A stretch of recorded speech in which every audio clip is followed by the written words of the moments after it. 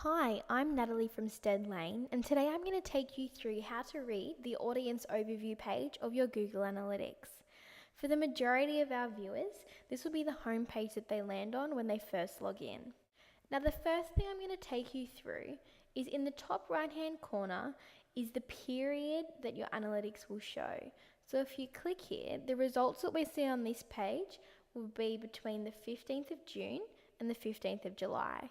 Now you can change this to any period that you like, and you can also compare to another period or a previous period.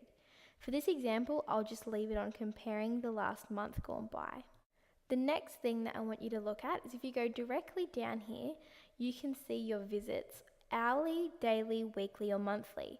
Now daily is the standard default that it lands on for your graph here, but if I just click hourly, this is really useful to tell when there are spikes in your website in time. So for example, if we hover over this spike here, we can see that we had 4 visits at 3 o'clock.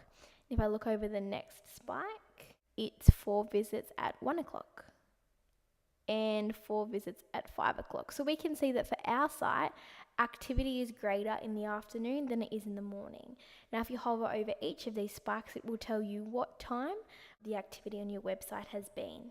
So now if you just go to daily, which is the default setting, you can see trends in your visits for the week. So we know that for us in a service-based industry, we have lower visits on a Saturday and a Sunday, and then it will spike during the working week. So Monday, Tuesday, Wednesday, it hits a peak, goes down slightly towards the end of the working week and drop for the weekend. They'll spike back up for the next working week. So this is really useful, so you know when to post new content on your site, update articles, blogs, you know exactly what days are the most frequent visits for your website. So if you just scroll down, I'll take you through the next section of analytics. So these statistics here refer to the period that we specified above, and for us we checked the last month. So when you're looking at these statistics, it's really important you never take one as face value. They all relate to each other, they're all interdependent, so it's important that you compare them to each other. I'll take you through visits. So we had 228 visits in the last month, and when you're looking at visits, it's important you compare it to unique visitors. Now, a unique visitor is someone who's coming to your page for the first time, and for us, 198 of our visitors out of 228 are first-time visitors to our site. If you're ever unsure of what any of these statistics mean, you can just hover over the name and Google provides you a little description. The next thing I'll take you through is page views. So this is how many pages have been viewed by your visitors. Out of our 228 visitors, they clicked in total 468 pages, and this refers to pages per visit. Out of our 228 visitors, they clicked on average 2.05 pages each. So that means when our clients are coming to our site, they're at least clicking on one other page when they land there.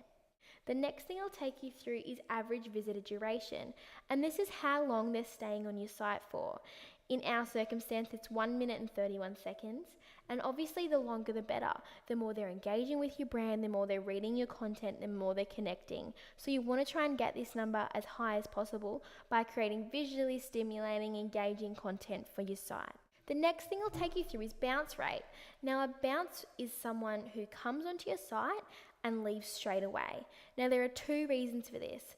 Either they've just clicked on the wrong link or been directed to the wrong place, or worst case scenario, they meant to land on your site, their purpose was to go there, but they haven't connected with your content, it's not engaging, and they've left straight away, and that's the worst case.